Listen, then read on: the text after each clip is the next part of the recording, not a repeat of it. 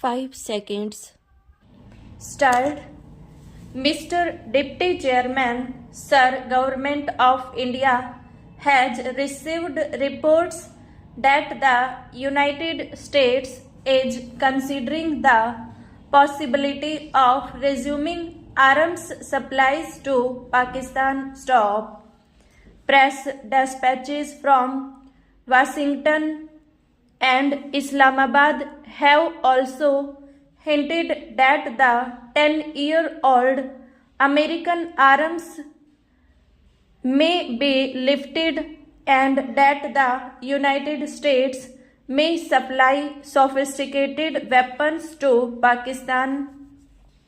According to our information, this question was also discussed during the official visit of Pakistan's Prime Minister to Washington on 5th and 6th February, although no decision has been announced. The Government of India views the supply of American weapons to Pakistan with grave concern as it will have serious repercussions on the peace and stability of the subcontinent. We have taken up this matter with the US government at the highest level and have brought to its attention the consequences of the reversal of their present policy on the process of normalization on the subcontinent. On 28th January, I addressed a letter to the Secretary of State on this subject and conveyed to him our deep concern about the harmful effects of arms supplies to Pakistan on the peace of this region as well as on Indo-American relations. I particularly emphasized that Pakistan's fears about a military threat from India are wholly fanciful and unwarranted, as both India and Pakistan are committed in the Simla Agreement to work for friendly and harmonious relations and the establishment of durable peace in the subcontinent and to settle all their differences through peaceful means. It has always been India's policy to promote peace, stability, cooperation, and good neighborly relations among the countries of this area on the basis of equality and respect for independence and territorial integrity of all states. Despite the unfortunate past, we have made special efforts to bring about normalization and reconciliation with Pakistan. Thanks to these efforts, we have succeeded to some extent in improving relations between the two countries in spite of the slow progress in the implementation of the Simla Agreement.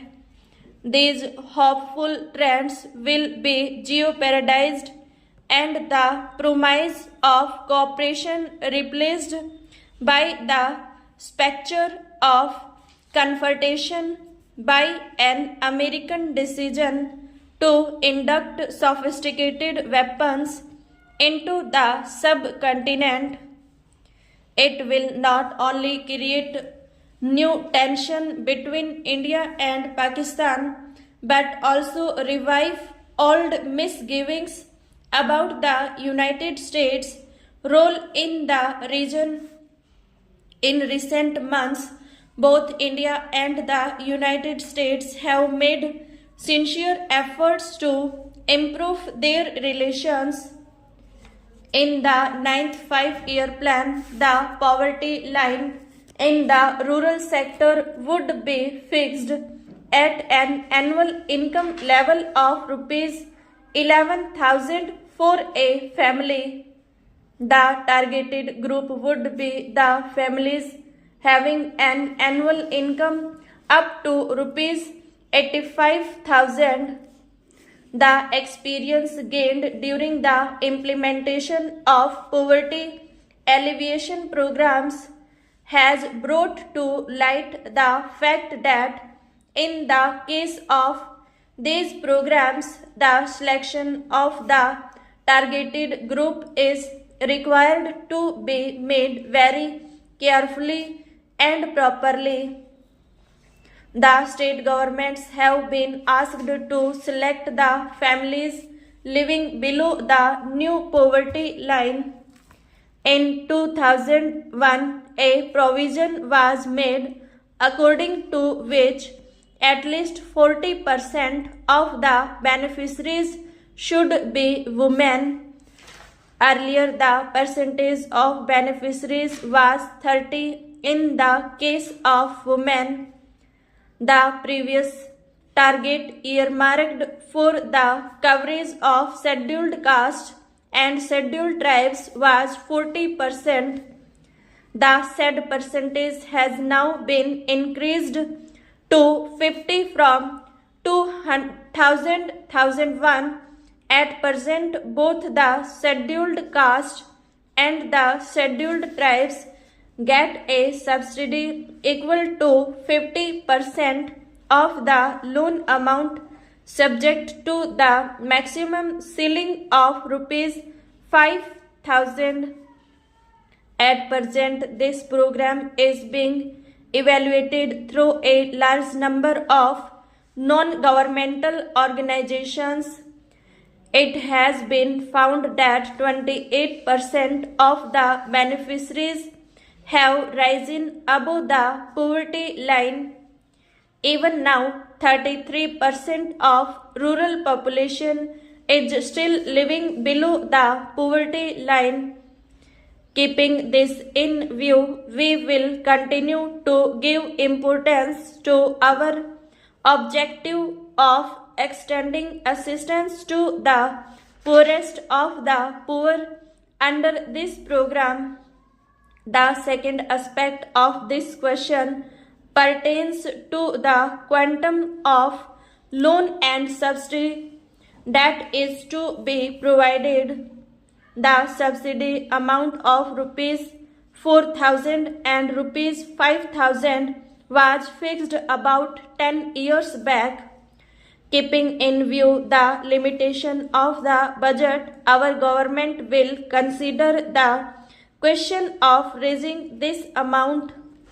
To eliminate the role of middlemen, the government have issued orders to abolish assessed purchase system under the Integrated Rural Development Program in 50% blocks of the country through purchase committees. Favorable reports have been received regarding the new system. We will consider to implement it in all the blocks of the country after reviewing. We have already introduced group insurance scheme for all the beneficiaries selected under the Integrated Rural Development Program. After the death of the beneficiary, his successor will be entitled to get an insurance amount of rupees 3,000. The state governments have been asked to take stringent steps under this program to curb corruption whenever it comes to light.